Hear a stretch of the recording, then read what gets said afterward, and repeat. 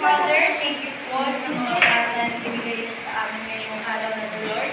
And naway lahat po ng mga gagawin namin is nakapag-glorify sa iyo at nakakataas sa pangalan mo.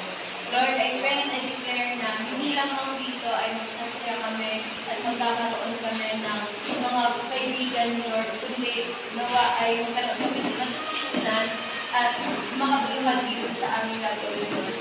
So I declare and I entrust you, Lord, sa lahat ng mga gagawin at mangyayari ngayong hapon na to, Lord God. In Jesus' name we pray. Amen!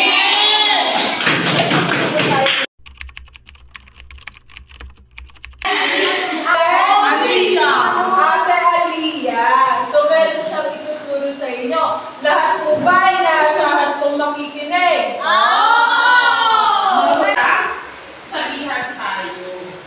At ngayon, dahil mga bata pa tayo, ay dapat matuto tayo sumunod na kagad sa kanila. Huwag niyo hayaan na laging cellphone na lang, na oras na lang puro sa cellphone. Kasi hindi habang buhay, kasama natin sila. Kaya dapat habang bata pa kayo, ay tinipressure o iniingatan niyo na yung bagay na yun na nandiyan pa sila sa inyo. Huwag lagi nakatutok sa cellphone, lagi magsasabi kay mama at papa ng I love you. Thank you. Kasi, Maano ulam hindi? Huwag ka lang. Huwag laging puro ulam. Kaya na, dapat, lagi kayo magpapasalamat.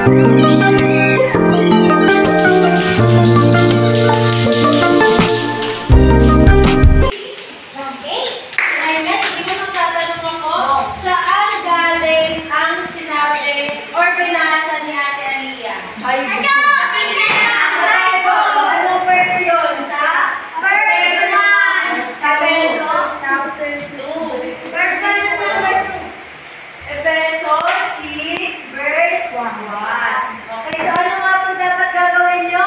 Sundin ang magulang. Sundin ang magulang. Sino nagturo sa inyo? Sino yung nagturo sa inyo? Sino ang dapat yung sundin? Magulang nyo? Okay, so ngayon po ba, gagawin nyo naman kayo? Okay, dahil sinabi niya yan, meron akong papel dito. Pero, bago kulayan, makinig po, bago po kulayan, sino din naman ang magsulat? Kami Isusulat muna natin, pangalan natin dito. Okay po ba yun? Isusulat yung pangalan sa isaan. Ngayon po, sa loob ng kamay, isusulat nyo kung ano ang dapat gawin para masunod niyo ang magulang nyo. Kunwari, kapag tinawag ako ng nanay ko, susunod agad ako. Lalapit agad ako, ganon. Kapag kakausapin ko nanay ko, dapat may po. Diba? Tama po ba yun? Opo. Tama po ba yun, kuya? Tama. So, ano nga po ulit yung susulat niyo dito? Yung mga dapat gawin para masunod ang magulang. Kunwari, natusan kayo magbukas ng pinggan. Papayag. Magagalit po ba tayo?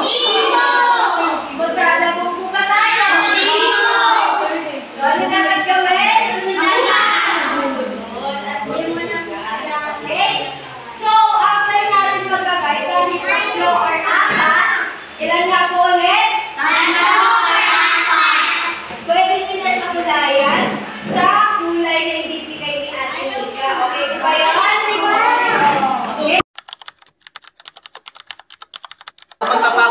naman po tayo sa mga bata. Ito na po sila, nakapili na po sila ng color natin.